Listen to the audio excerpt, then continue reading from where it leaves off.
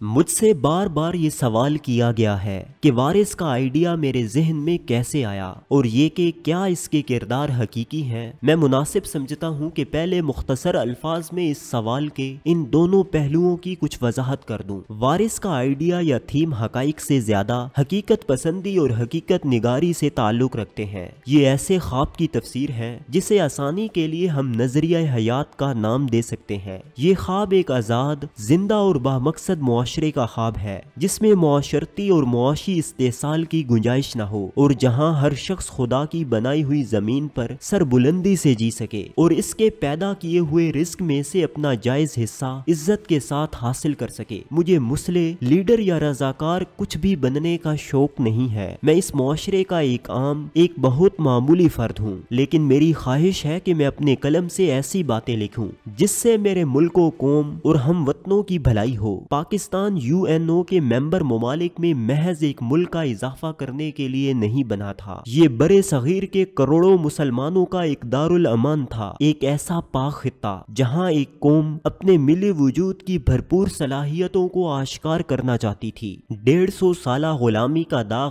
ماتھے سے دھونے کے بعد ایک منور اور مستحکم پیشانی کے ساتھ دنیا کی آنکھوں میں آنکھیں ڈالنا چاہتی تھی۔ انسانی مساوات کے اس عظیم تصور کو دوبارہ زندہ کرنا چاہتی تھی جس نے حبشی غلاموں کو قریش مکہ کی ٹھوکروں سے اٹھا کر ان کے برابر لا کھڑا کیا تھا۔ ہم اپنی تاریخ، اسلاف، عظمت رفتہ اور روایات وغیرہ کا ڈھنڈورا تو بہت پیٹتے ہیں، لیکن غور سے دیکھیں تو ہماری حالت ملبے میں بھٹکنے والی چیونٹیوں سے بہتر نہیں ہے۔ ہمارا ماضی ریگستان کی طرح ہے جس میں کہیں کہیں نخلستان اور میٹھے چشمے ہیں، لیکن ان کے چاروں طرف گرد و غبار اور دھند کا ایک جال سا تنا ہے۔ بعض بہت خوش نما درختوں میں زہریلے پھل ہیں اور کئی خاردار جھاڑیوں میں پھول مہک رہے ہیں۔ ان سب باتوں کو سمجھنا، ان کا مطالعہ، مشاہدہ اور تجربہ کرنا، ماضی کے زندہ حصے کی شناخت اور اسے مستقبل کے تقاضوں سے ہم آہنگ کرنا ہر اہل قلم اور اہل علم کا فرض ہے۔ مجھے احساس ہے کہ یہ ایک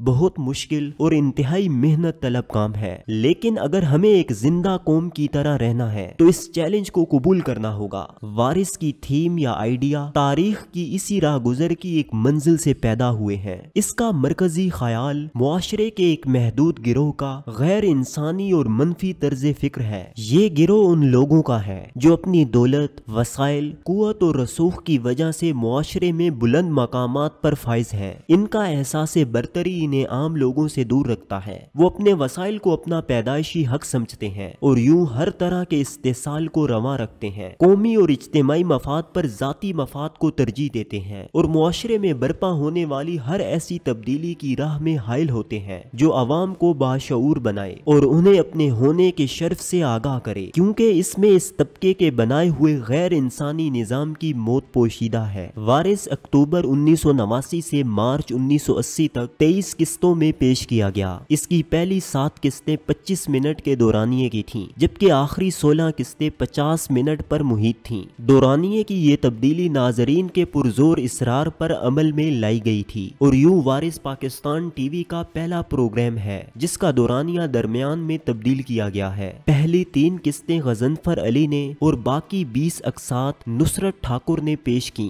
وارث کی پورے ملک میں جو پذیرائی ہوئی اور عوام کے ہر طبقے نے جس طرح دل کھول کر مجھے اور وارث ٹیم کے فنکاروں کو داد دی، اس کے لیے ہم سب سراپا سپاس ہیں۔ کسی بھی فنکار کے لیے اس کے فن کی پذیرائی سب سے بڑا انعام ہوتی ہے۔ اس ڈرامے کے ناظرین نے اپنی بے پناہ پسندیدگی سے مجھے یہ احساس عطا کیا کہ میں نے اپنی اس کاوش سے نہ صرف ان کی زندگیوں میں چند اچھے اور پرمسرت لمحے تخلیق کیے، بلکہ بہت چھوٹے پیمانے پر ہی صحیح اپنے معاشرے کے ایک اشوب کی عکاسی اور ایک ایسی جہت کی تصویر کشی کی ہے جہاں قومی وقار، شخصی اعتماد اور استحصال سے پاک معاشرے کی روشن منزل ہمارے لیے باہیں پھیلائے کھڑی ہے۔